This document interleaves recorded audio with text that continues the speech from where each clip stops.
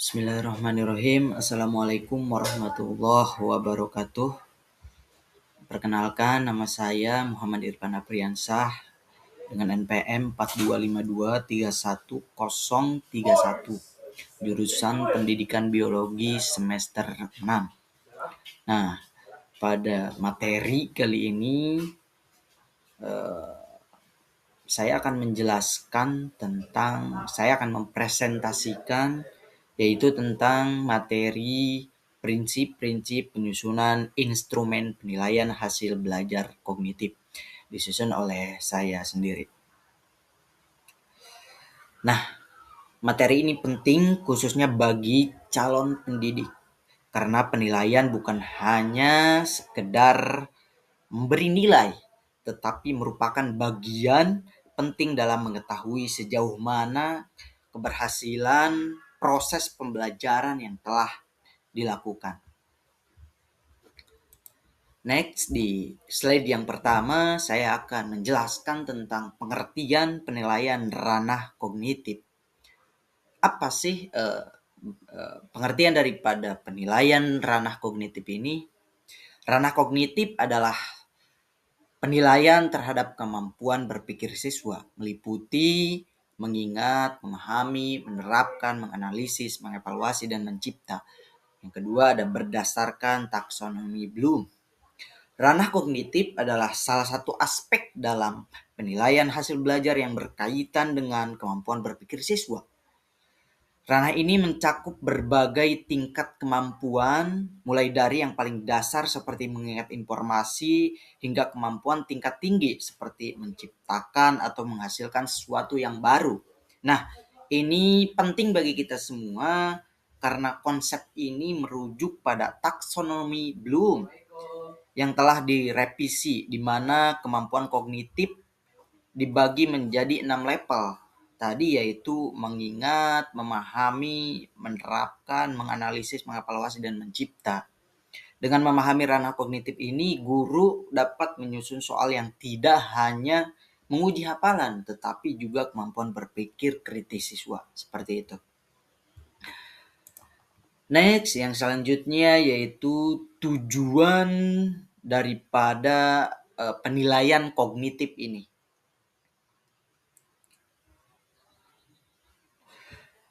Di mana ada beberapa poin. Yang pertama ada mengukur penguasaan materi, mengetahui tingkat pemahaman siswa menjadi dasar perbaikan pembelajaran, yang selanjutnya menentukan keberhasilan belajar. Nah, perlu kita ketahui bahwa penilaian ranah kognitif memiliki beberapa tujuan utama. Yang pertama adalah tadi yaitu mengukur penguasaan materi, mengetahui tingkat pemahaman siswa menjadi dasar perbaikan pembelajaran, menentukan keberhasilan belajar. Seperti itu. Nah, yang selanjutnya yaitu prinsip umum penyusunan instrumen. Nah, dalam menyusun instrumen penilaian terdapat beberapa prinsip umum yang harus diperhatikan agar instrumen tersebut berkualitas. Pertama adalah valid. Nah, di poin pertama ada valid, di mana valid ini mengukur apa yang seharusnya diukur. Artinya, kita harus benar-benar mengukur kompetensi yang ingin diukur. Kedua adalah reliable atau konsisten. Yang ketiga adalah objektif, artinya tidak dipengaruhi oleh subjektivitas penilai. Dan yang terakhir adalah praktis. Praktis ini yaitu mudah digunakan baik oleh guru maupun siswa. Keempat, prinsip ini menjadi dasar penilaian agar tidak asal-asalan seperti itu, tetapi benar-benar dapat dipercaya. Nah, slide yang selanjutnya yaitu tentang prinsip validitas. Nah, di prinsip ini mungkin teman-teman ada 3 poin. Yang pertama ada soal sesuai indikator, mengukur kompetensi yang dituju dan tidak menyimpang dari materi. Kita bahas yang poin yang pertama, yaitu soal sesuai indikator. Nah, validitas merupakan prinsip yang sangat penting dalam penyusunan instrumen. Sebuah soal dikatakan valid jika benar-benar mengukur apa yang seharusnya diukur. Misalnya, kita ambil contoh lah. Jika tujuan pembelajaran adalah menganalisis, maka soal juga harus mengarah pada kemampuan analisis, seperti itu.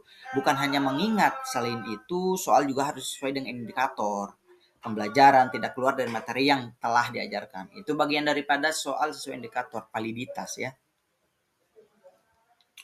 Jika validitas tidak terpenuhi, maka hasil penilaian bisa menyelesaikan dan tidak mencerminkan. Nah, itu kemampuan siswa yang sebenarnya. Nah, itu bagian daripada pengertian dari prinsip validitas dan terbagi menjadi beberapa poin yang sudah saya bikin lah ini. Yang selanjutnya yaitu prinsip reliabilitas. Selanjutnya, reliabilitas berkaitan dengan konsisten. Nah, konsisten ini daripada hasil penilaian seperti itu. Artinya, jika instrumen digunakan beberapa kali dalam kondisi yang relatif sama ya seperti itu, maka hasilnya tidak akan jauh berbeda. Instrumen yang reliable tidak mudah dipengaruhi oleh faktor luar seperti suasana hati siswa atau mungkin kondisi lingkungan yang tidak relevan seperti itu. Dengan demikian, guru dapat lebih yakin bahwa hasil penilaian tersebut stabil dan dapat terpercaya. Nah, itu bagian daripada prinsip reliabilitas. Nah, yang selanjutnya yaitu tentang prinsip objektivitas. Kalau tadi kita berbicara tentang prinsip reliabilitas, yang selanjutnya yaitu tentang prinsip objektivitas. Nah, apa sih prinsip objektivitas ini? Prinsip objektivitas dalam penilaian, guru harus menghindari subjektivitas, artinya atau penilaian berdasarkan perasaan pribadi, yaitu objektivitas sesuai dengan di lapangan seperti itu. Penilaian harus didasarkan pada kriteria yang jelas dan terukur.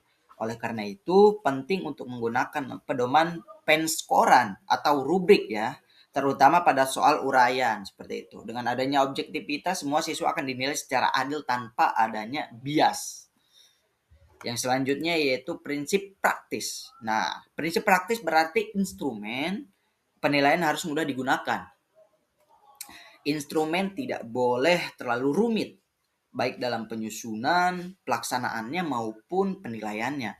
Nah, selain itu, instrumen juga sebaiknya tidak memerlukan waktu yang terlalu lama, sehingga tetap efisien. Praktis ini di sini bukan berarti sederhana saja ya. Jadi mungkin ya praktis di sini bukan hanya sekedar soal sederhana saja, tetapi juga efektif.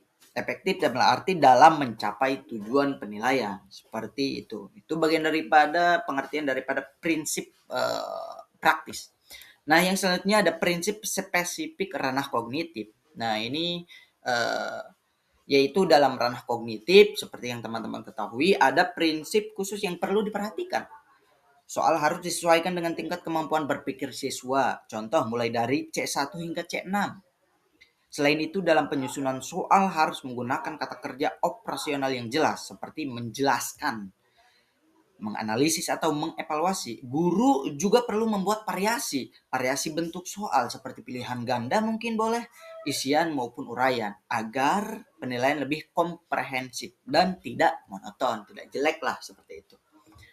Nah, yang selanjutnya yaitu contoh kata kerja daripada operasional. Penggunaan kata kerja operasional sangat penting loh dalam menyusun soal. Untuk level C1 yang seperti teman-teman ketahui di slide yang saya buat ini, untuk level C1 biasanya menggunakan kata seperti menyebutkan atau mengingat. Yang kedua, C2 menggunakan kata menjelaskan atau memahami. Yang ketiga, C3 menggunakan menerapkan atau menggunakan. C4 menggunakan menganalisis, C5 menggunakan mengevaluasi, lalu kemudian dan C6 menggunakan mencipta dan merancang. Dengan kata kerja ini tentunya guru dapat lebih mudah menentukan jenis soal yang sesuai dengan tujuan pembelajaran seperti itu. Itu bagian daripada contoh kata kerja operasional. Nah, yang selanjutnya yaitu kesimpulan penyusunan instrumen, penilaian, hasil belajar anak kognitif harus memperhatikan prinsip-prinsip utama yaitu validitas, reliabilitas, objektivitas, dan kepraktisan agar hasil penilaian dapat dipercaya dan akurat. Selain itu, instrumen yang disusun harus sesuai dengan tingkat kemampuan berpikir siswa berdasarkan taksonomi Bloom mulai dari mengingat hingga mencipta dengan memperhatikan prinsip-prinsip tersebut. Instrumen penilaian tidak hanya berfungsi sebagai alat ukur hasil belajar, tetapi juga sebagai sarana untuk meningkatkan kualitas proses pembelajaran. Sebagai kesimpulan, penyusunan instrumen penilaian kognitif harus tadi ya, yang saya jelaskan ya. Jadi apa yang saya sampaikan mudah-mudahan dapat dipahami dan sebagai bahan ajar kedepannya seperti itu. Yang selanjutnya yaitu penutup. Demikian pemaparan yang dapat saya sampaikan. Semoga materi ini dapat menambah pemahaman kita mengenai pentingnya penyusunan instrumen penilaian yang baik dan benar. Terima kasih atas perhatian teman-teman semuanya. Terima kasih atas perhatiannya ya Bapak. Wassalamualaikum warahmatullahi wabarakatuh. Terima kasih.